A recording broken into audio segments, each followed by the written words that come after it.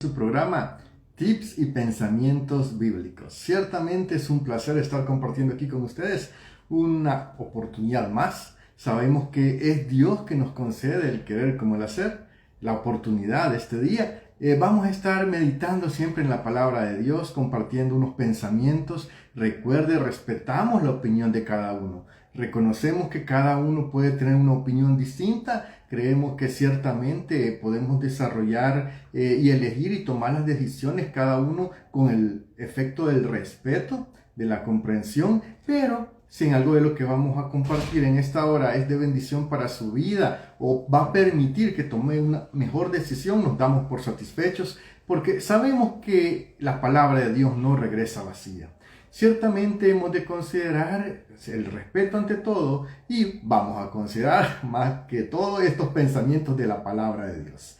Vamos a estar meditando un poco en el Salmo número 9. El Salmo 9 es un salmo maravilloso, es un salmo que expresa alabanza. Está enfocado en 3 puntos principales. Se alaba a Dios por el trato al enemigo, el trato a los oprimidos, y se alaba a Dios por su justicia. Ciertamente, si hemos de dividir este salmo, estaría dividido en esas 3 formas. Alabamos a Dios por el trato a los enemigos, el trato a los oprimidos y por su justicia. ¿Y por qué es así? Bueno, porque en este salmo se desenvuelven los personajes que hemos visto también en los otros salmos. Hace presente el orante, aquella persona que está en un momento determinado alegre, contenta, gozosa, porque tras un proceso de aflicción, Dios vino y hizo liberación en su vida. Está también Dios, que es el que siempre está presente en toda ecuación en la vida del ser humano. Están los enemigos, que se plantean como enemigos de lo que es bueno, correcto, lo que es justo, y por tanto vamos a estar considerando en un punto que también vienen a ser enemigos de Dios. Pero acuérdese, este salmo consta de 20 versículos. Es un salmo extenso, por lo cual posiblemente lo desglosemos paso a paso, pero posiblemente no terminemos en este día, no terminemos en este tiempo, pero sí es de conocer que este salmo es muy hermoso, es un salmo acróstico, es decir, que la primera palabra del verso de cada versículo que usted tiene por ahí, hay grupos de versículos que empiezan con la misma palabra. Es prácticamente una composición que antes era considerada que era parte del Salmo 10 también, es decir, se consideraba el Salmo 9 y el Salmo 10 como uno solo, pero con el proceso del tiempo la palabra pues quedó como el Salmo 9 y como el Salmo 10. Recordemos, es un himno, un canto de gratitud que alaba a Dios por su justicia y protección, destacando la grandeza de Dios al defender a los oprimidos y juzgar a los malvados. Recuerde, vamos a aplicar como tips y pensamientos bíblicos lecciones para la vida diaria. Vamos a resolver una duda que surge, prácticamente lo que se refiere a la alabanza. Vamos a estar considerando también otros temas que, si usted le pone cuidado, esperamos que sean de bendición para su vida. Y de este salmo empieza el versículo 1 y es un versículo precioso que es prácticamente, usted puede estudiar el salmo, si usted es curioso, usted puede estudiar el salmo del final del salmo en forma inversa. Y va a ver que si usted lo estudia así, va considerando como nosotros estudiamos el Salmo 8, que vimos un desarrollo en el cual el salmista expresa la aflicción y al final experimenta la salvación. Pues en este salmo se testifica primero de la salvación y después vamos conociendo cuáles fueron las situaciones que prácticamente lo llevaron a un punto de crisis y cómo Dios le expresó que necesitaba su ayuda. Y bueno, el principio es prácticamente lo que sería la respuesta de Dios. Así que tiene una enseñanza muy grande, muy profunda y se ha colocado así, pensamos a nuestro criterio propio, personal, de que con el fin de hacer énfasis en estas enseñanzas. Así que vamos allá. Dice el Salmo capítulo 9, versículo 1, quiero alabarte, oh Señor, con todo el corazón y contar todas tus maravillas. Y fíjese bien, es curioso esto porque cuando dice quiero alabarte Señor con todo el corazón y contar todas tus maravillas, hay verdades muy grandes. Primera, el deseo que hay en el salmista, porque ciertamente lo importante de la alabanza, vemos que primeramente sea sincera, que sea voluntaria, que sea una expresión que nace del corazón. Y esto es el querer, el quiero alabarte, Señor. Es un querer con énfasis, un querer con deseo, con anhelo, como que si fuese algo que no se puede detener. La alabanza que cada uno de nosotros le da a Dios debe ser así, debe ser un querer, un fervor, una alegría, una voluntad del corazón. Porque ciertamente Matthew Henry lo describe así, este es un teólogo que hace el comentario, el énfasis es quiero alabarte Señor, la alabanza sincera. Pero citando a Spurgeon, hace el énfasis porque cuando dice la palabra con todo el corazón, Spurgeon hace un comentario bastante bonito y dice, medio ánimo no es de todo el corazón. No sé si lo entendimos. Medio ánimo no es de todo corazón. Es decir, cuando nosotros estamos con el énfasis del Salmo, el querer hacerlo, pero el querer hacerlo con todo el corazón, no representa un medio ánimo, no representa como muchas veces acostumbramos a hacerlo hasta cierto punto, solo siguiendo un coro, solo siguiendo un himno, participando cuerpo presente, mente un tanto ausente. No. El énfasis de este versículo es que prácticamente el enfoque del creyente está en querer y en alabar. Es decir, el objetivo, el momento, el tiempo, queremos alabar y lo vamos a hacer con todo. Es decir, nuestro cuerpo está aquí, nuestra mente está aquí, todo nuestro ser está aquí concentrado en que es el tiempo para alabar a Dios. Y fíjese bien, un comentario también bastante bonito de otro teólogo, James Montgomery Boyce, J.M. Boyce, lo vamos a abreviar, dice, es curioso, no alabamos, dice él, mucho a Dios, si es que lo alabamos. Y cuando lo hacemos, lo elogiamos sin entusiasmo. Curioso, ¿verdad? Él dice, comentando sobre esto, no alabamos mucho a Dios, si es que lo alabamos. Y cuando lo hacemos sin entusiasmo. Y es más frecuente, continúa diciendo, que los cristianos se quejen de cómo Dios los ha tratado cuando estos se reúnen. Es una crítica prácticamente bastante fuerte, pero que también nos puede abrir un poco la mente, porque dice él de que el entusiasmo faltante es un elemento que se puede llegar a volver común si no nos damos cuenta. Y es lo que hemos comentado en otras ocasiones. Lo que es una relación con Dios, como toda relación, implica un esfuerzo, implica una siembra, una cosecha, implica un trabajar, porque estamos hablando de establecer una relación. Y curioso es que si usted se da cuenta, cuando nosotros, quizás por lo como estábamos muy acostumbrados a expresarnos, cuando andábamos lejos de las cosas de Dios o lejos de la mente, alabar a Dios, nos empezamos a contar las cosas más lamentables que nos han pasado. Pocos tenemos el hábito de despertarnos y anotar en un cuadernito 3 cosas buenas que nos han pasado por las cuales les debemos dar gracias a Dios. Y esta práctica de la cual muchas veces carecemos al levantarnos en la mañana, 3 cosas buenas que nos han pasado por las cuales darle gracias a Dios, pues esta práctica de la cual muchos carecemos hace que nuestra mente, nos falte el ejercitar nuestra mente porque siempre estamos enfocados en lo malo, en lo que nos falta. Y no nos damos cuenta que la vida que llevamos es una vida que quizás muchos otros quisieran llevar, porque tenemos a nuestros padres, porque tenemos quizás un lugar donde vivir, porque tenemos la oportunidad de comer al menos dos veces al día, o tres, quizás algunos, o cuatro, otros, cinco.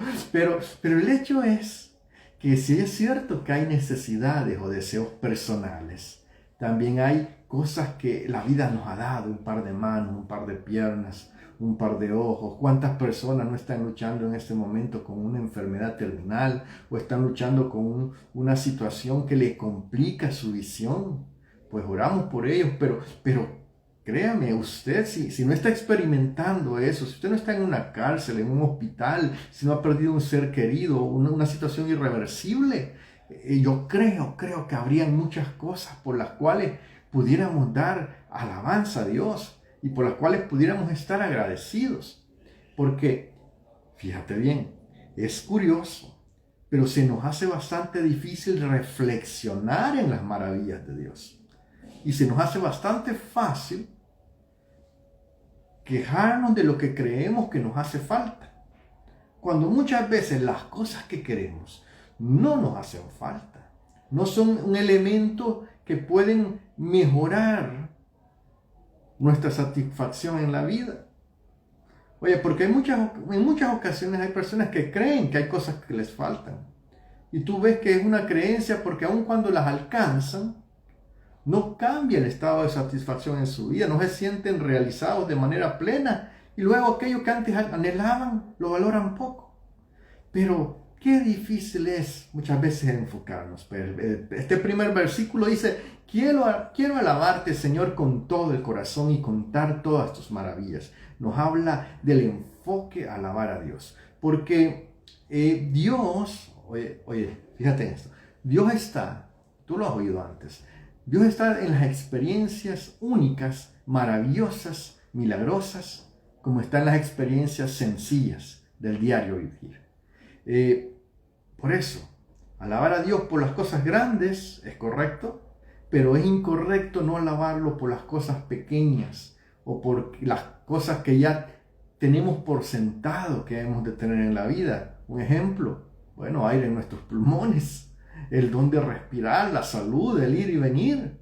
Muchos están tan afanados en llegar al trabajo que no se han dado cuenta que están con vida otro día y que pueden ir y venir y proveer para sus familias. Hay que dar gracias a Dios por todas las cosas, las que vemos grandes y las que también son pequeñas. Porque fíjate, este versículo 9.1, Salmo 9.1, nos dice: la primera forma de alabar a Dios es testificando de todas sus maravillas. Ahora, ¿y por qué digo que es la primera forma? Porque en el Salmo 9.2 está escrito: quiero alegrarme y regocijarme en ti, y cantar salmos a tu nombre, oh Altísimo. Fíjate bien, este salmo manifiesta otra manera en la cual podemos dar gloria a Dios. Es que cuando venimos y encontramos el querer, el hacer, de expresar ese gozo y esa alegría en Dios, es una forma de alabarle. Porque el salmista dice: quiero alegrarme, regocijarme en ti y cantar salmos a tu nombre, oh Altísimo. Es decir, él quería alabar, pero también se quería regocijar, también quería que hubiera aquel que se manifestara ese gozo que tenía en su corazón. Oye, tú puedes seguir una alabanza, una tonada, incluso con una sonrisa, pero el regocijo, es decir, la alegría por quien Dios es, lo que Él es, lo que Él representa para tu vida, la obra que Él ha hecho en tu vida, eso es un plus, es un adicional, es una forma también de glorificar a Dios, porque el hecho que nosotros entonemos alabanzas es una manera de dar honra a Dios. Pero el regocijo de todo el corazón, ese deseo sincero de regocijarse por la obra de Dios, eso es una celebración. Y es una celebración que nosotros la activamos en torno al carácter y naturaleza de Dios. Fíjate cómo lo dice David. Quiero alegrarme y regocijarme en ti y cantar salmos, las dos cosas, a tu nombre, oh Altísimo. En el contexto bíblico, tú podrás recordar, pues, en el caso de Abraham, que cuando, pues, él, la primera vez que se encontró en aquella posición que Dios le había dado la victoria de la guerra, se acercó a él un hombre llamado Melquisedec. Y él se presentó allá en Génesis capítulo 14, versículos 19 y 20 como sacerdote del Dios Altísimo. Y es porque en aquel contexto de aquel tiempo habían muchas personas que tenían, según su lugar donde vivieran, sus dioses. Pero el sacerdote Melquisedec expresa que eso de aquel tiempo, de aquel contexto, era algo bastante territorial. Es decir, este Dios era Dios acá, en este lugar, este otro Dios era el Dios de allá, de este otro lugar. Pero el sacerdote hace el énfasis en decir, hablando de Dios, que Él es el Altísimo. Y es porque quiere poner en ese énfasis, y es lo que dice, lo que proclaman sus labios, que Dios es sobre todo lo que los demás hombres puedan llamar dioses. Y es allí que nosotros debemos de recordar que nuestra alabanza debe ser para aquel que nos ha permitido experimentar la vida, nos ha permitido experimentar, pues, bendiciones grandes y pequeñas, y que debe ser con todo el corazón, pero también una forma de expresar la alegría y regocijo. Oye, sabes, este salmo es bastante precioso. Empieza con estas declaraciones que son el resultado de que Dios ya ha dado la victoria. Porque hay una alabanza que expresar, porque Dios ya ha hecho la obra. Y sabes, es curioso que muchos postulan que este salmo es post-exílico. Es decir, fue luego de la restauración que Dios devolvió a Israel a su pueblo, porque habían sido exiliados a Babilonia. Hay muchos que manifiestan que este salmo es de aquel entonces, porque ya vamos a ver más adelante que se mencionan las naciones que fueron reprendidas y muchos detalles. Pero una cosa que sí sabemos de este salmo es que expresa en sus primeros versículos, del 1 al 8, expresa la alabanza a Dios por cómo Él trata a los malvados. Y ya vamos a ver por qué. Porque dice en el Salmo 9.3, empieza a armar este contexto. Este contexto de una figura, una imagen de un tribunal, una metáfora de un tribunal. Y ya lo vamos a ver. Dice en el Salmo 9.3, mis enemigos retroceden, tropiezan y perecen ante ti. Oye, el salmista está diciendo una razón específica por la cual está alabando. Es decir, los enemigos en ese punto ya fueron derrotados. Entonces, ante esto, hay varios comentarios muy bonitos. Spurgeon vuelve y se pronuncia sobre esto. Dice que Dios, en su tiempo, viendo el clamor del justo, viendo la aflicción del justo, habrá de pronunciarse en favor del justo para hacer retroceder a los enemigos. Ahora, fíjate bien. Dice una cosa que como tics y pensamientos bíblicos vamos a tratar de plasmar siempre y que podrá sonar un poco polémica, pero es la manera que nosotros interpretamos y razonamos, pensamos. Tú puedes tener una idea distinta, pero te quiero compartir. A Dios no lo mueve, Dios no se mueve a causa de la necesidad que puedan haber en las personas. Dios se mueve a causa de la fe que hay en las personas. Porque Dios, tú podrás decir, hay muchas personas en los hospitales. Sí. ¿Y por qué Dios no se manifiesta ahí? Bueno, porque la necesidad lo voy a poner así, la necesidad fue producto de que todo se contaminó a causa del pecado, el sistema de valores, las decisiones de las personas. No fue porque Dios quisiera que fuera así. Y Él no quiere robots condicionados a que van a alabarle porque Él va a hacer algo por ellos. Él quiere personas que toman la decisión de alabarle. Ahora, si tú tomas la decisión de alabarle y tú pones tu confianza en Él, cuando venga la aflicción, la opresión, la dificultad, tú te vas a comunicar con Él. Porque aquel que confía en Él, que tiene una relación con Él, en una relación, ya lo dijimos, invierte tiempo, hay una comunicación. Él te habla a través de su palabra, tú le expones a través de la oración lo que tú le quieres decir. El Espíritu Santo pone en ti el sentir, el querer como el hacer, de mantener esa comunión. Y entonces, en aquel que tiene su confianza en el Señor, que ha establecido una relación, lleva sus cargas a Él. Y cuando lleva sus cargas a Él, Dios se encarga de venir y empieza a obrar. El pueblo de Israel pasó esclavo en Egipto 400 años, pero dice que hubo un punto en que el pueblo de Israel clamó a Dios y Él lo oyó y llamó a Moisés. Entonces dice Spurgeon, Dios hace retroceder a los enemigos del pueblo de Dios en función de la confianza, la esperanza y la fe que han puesto su pueblo en Él.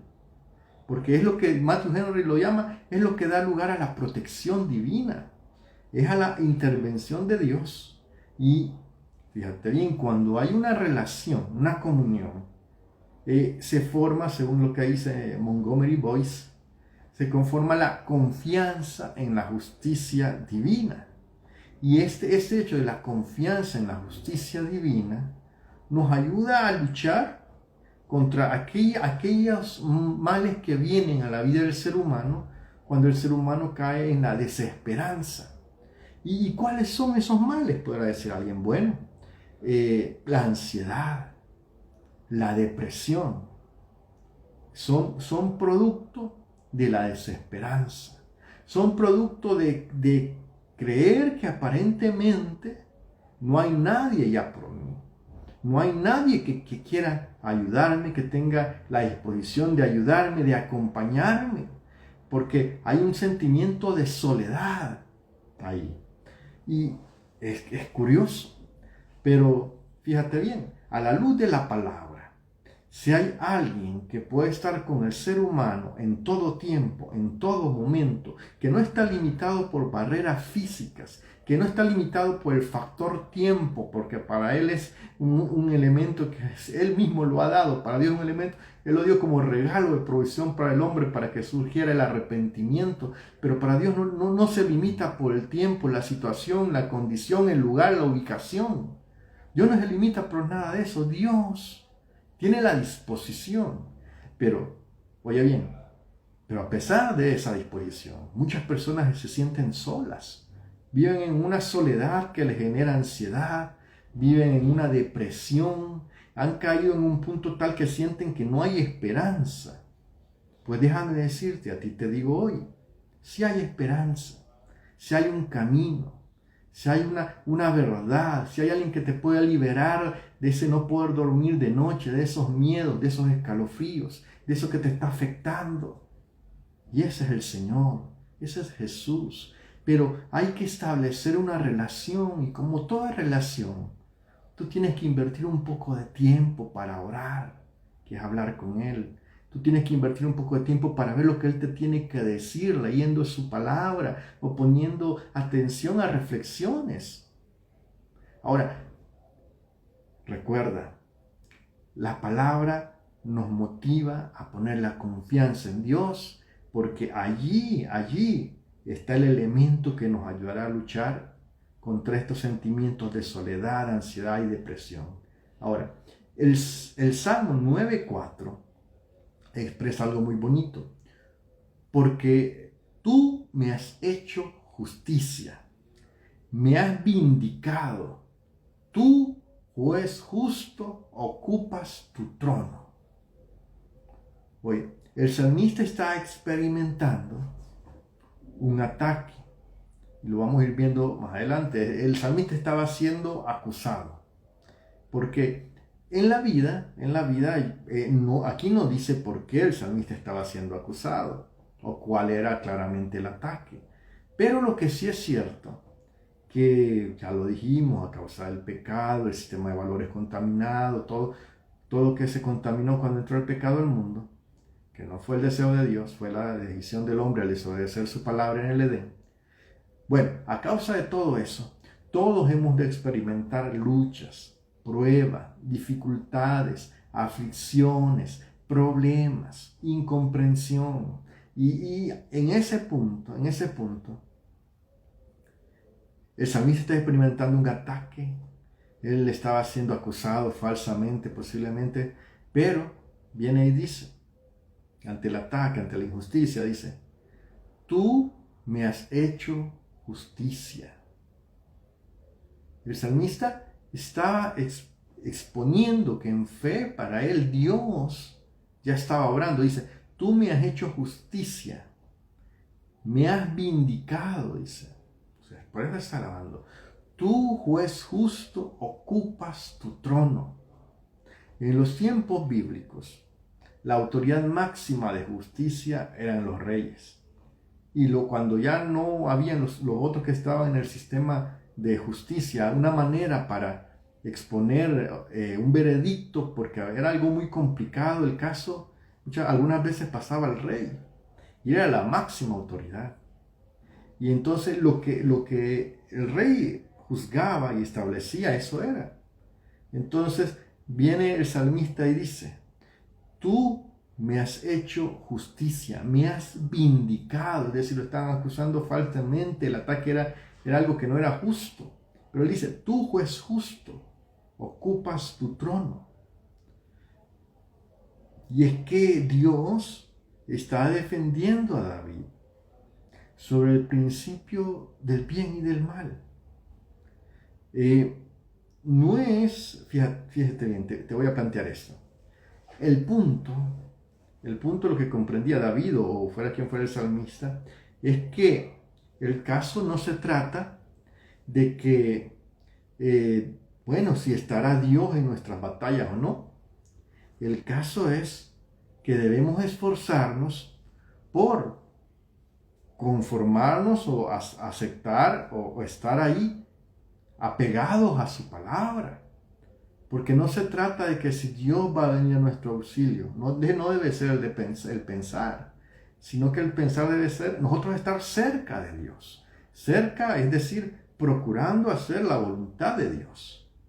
Y si procurando hacer lo bueno, lo que honra a Dios, la voluntad de Dios, nos viene un ataque, bueno, recurrir a esa relación que tenemos con Dios y pedirle a Dios que nos ayude. Pero en el marco, no que vamos a aprovechar que podemos recurrir a Dios para que meternos en problemas y después que Él nos saque, no.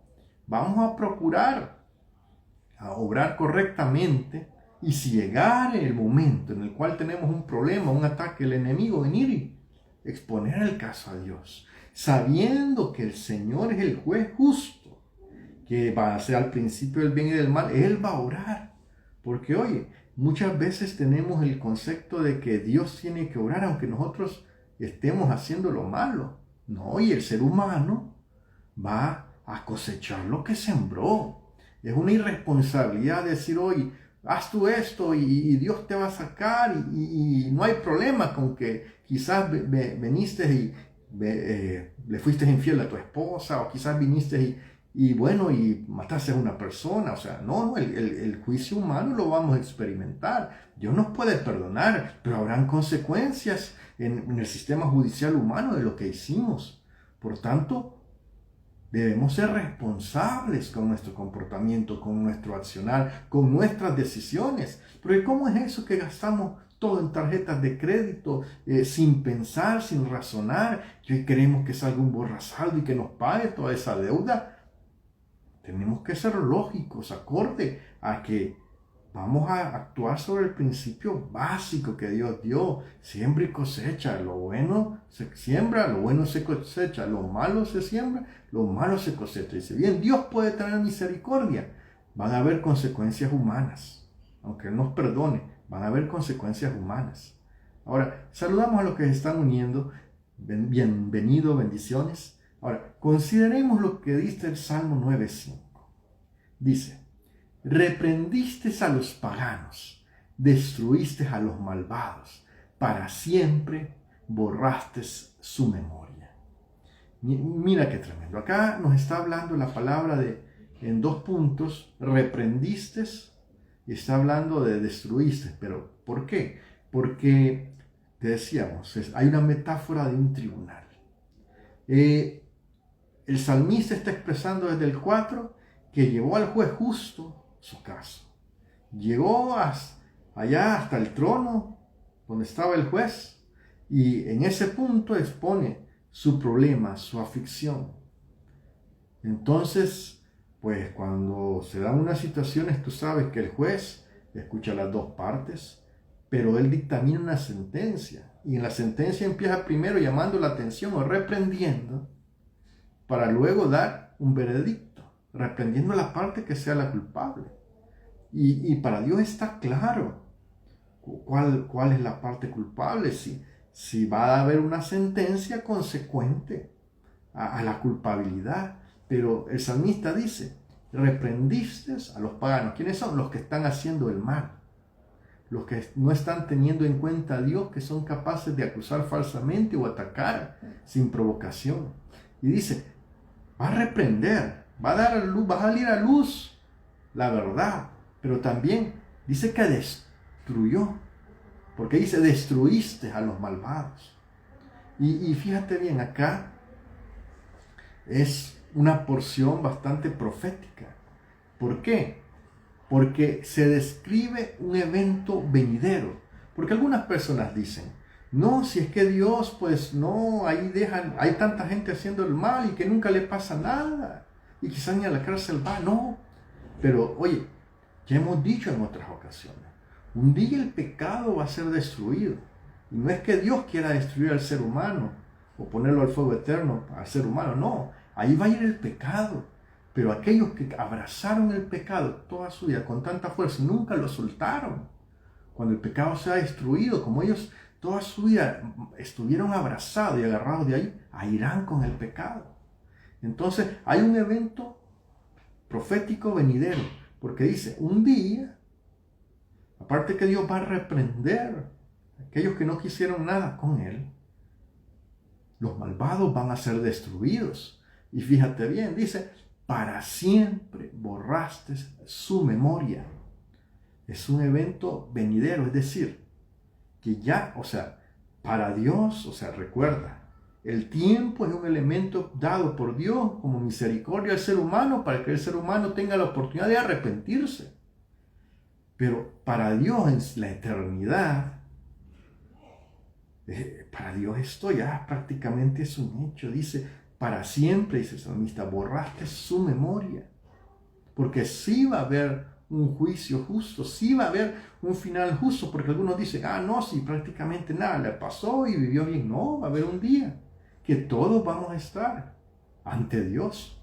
Dice que los participantes de la segunda muerte, grandes y pequeños, todos vendrán a ser juzgados por Dios. Entonces decimos, ¿qué fue lo que ocurrió? Los paganos y malvados hicieron acusaciones falsas y engañosas. Pero recordemos lo que estudiamos en el Salmo 8, Dios ve el corazón. El juez da la sentencia, reprende y al final condena. Y sabemos que también está escrito, la paga del pecado es muerte.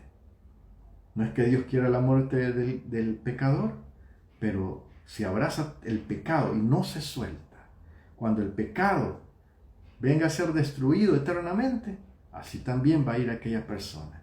Y es que, fíjate bien, en el Salmo 9:6 continúa con la idea, dice, desgracia sin fin cayó sobre el enemigo, arrancaste de raíz sus ciudades y hasta su recuerdo se ha desvanecido. Oye, y aquí es donde los teólogos como James Montgomery Boyce dice, estamos reflexionando sobre la finalización de la maldad. Y el salmista tiene esta alabanza porque ha logrado contemplar a través del Espíritu, a través del sentir de Dios, que esto no es solamente un caso particular, no, sino que va a haber un final para toda la maldad. Y es la esperanza y la confianza que nos ayuda a luchar contra la depresión y la ansiedad, el saber que si hacemos lo correcto y mantenemos esa relación con Dios, oye, al final cada uno va a recibir lo bueno, aquello positivo, aquella bendición, aquellas cosas en esta tierra y en los tiempos venideros. Dice Matthew Henry, los enemigos de Dios son aniquilados por el pecado que abrazaron. Y Spurgeon agrega, trata que prácticamente el ser humano trata de establecer un legado aquí en esta tierra. Y tú ves hombres que edifican legados, edifican grandes cosas. Pero incluso esos legados serán aniquilados y olvidados. La historia lo demuestra.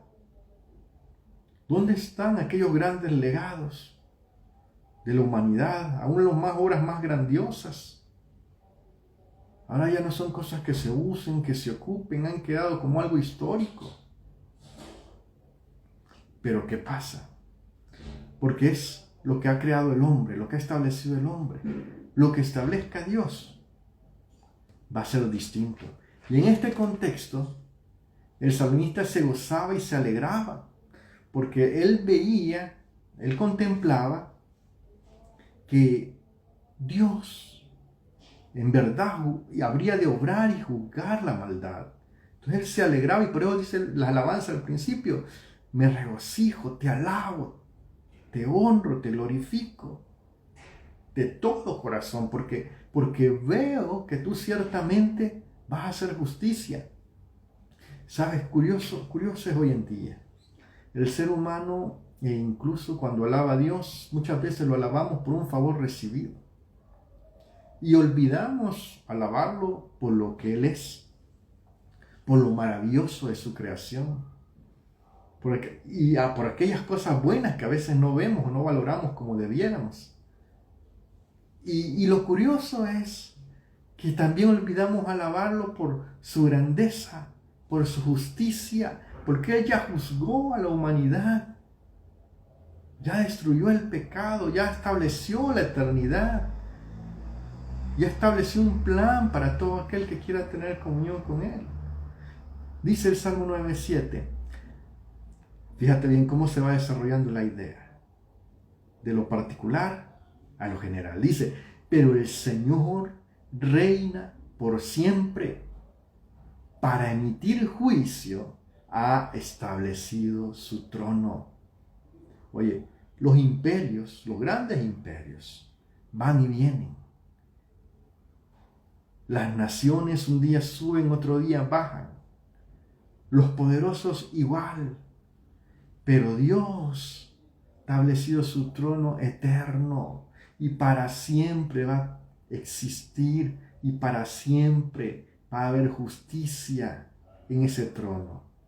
El hecho que ahorita esté el elemento tiempo en función de favor del ser humano para ver si éste se arrepiente y para Dios tener misericordia de él, el hecho que ahorita esté no nos debe hacer olvidar que la paga del pecado es muerte. Y el elemento tiempo nos lo dio Dios como una oportunidad de arrepentimiento, pero tenemos que aprovecharlo. No desperdicies tu tiempo. No desperdicies tu tiempo y olvides lo verdaderamente importante, que hay que alabar a Dios. Hay que alabar a Dios por cómo Él ha establecido todo y tratará al enemigo, y tratará el pecado, y tratará la maldad. Dice en el Salmo 9:8, juzgará al mundo con justicia, gobernará a los pueblos con equidad. Y puede decir alguien, no, si a la fecha yo no veo que Él esté gobernando a los pueblos. No, es que tenemos el elemento tiempo.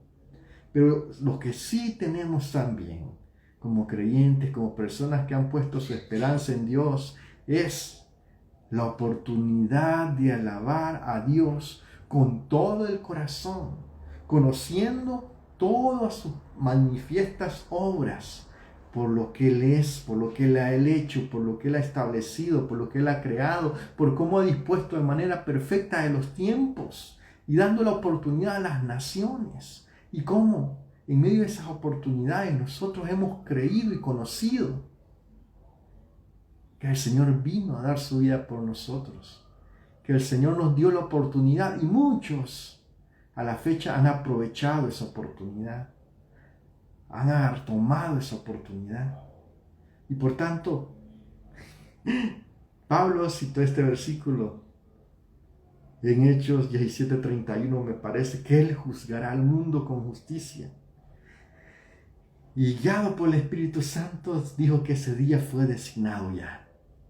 Oye, te quiero decir, voy a hacer una pausa acá, quiero decirte algo. De esa misma manera como el apóstol citó que esa fecha fue designada ya, si tú estás viendo ese programa no es una casualidad. Ha sido una misericordia de Dios dada en este tiempo que nos ha dado de gracia, designada para que tú tengas la oportunidad de ponerte a cuenta con el Señor. Y si tú estás pasando una crisis, te invito a volver a escuchar este mensaje, esta reflexión y contemplar la grandeza de Dios. Te va a ayudar a luchar contra la ansiedad y la depresión, porque la esperanza y el amor echan fuera todo eso. Pero si tú estás oyendo y tú sabes de que no has tomado en cuenta a Dios en tu vida como debería, aunque has conocido desde hace mucho lo que es necesario hacer para estar en paz con Dios, para aprovechar el regalo de Jesús, te invito ahí donde estás.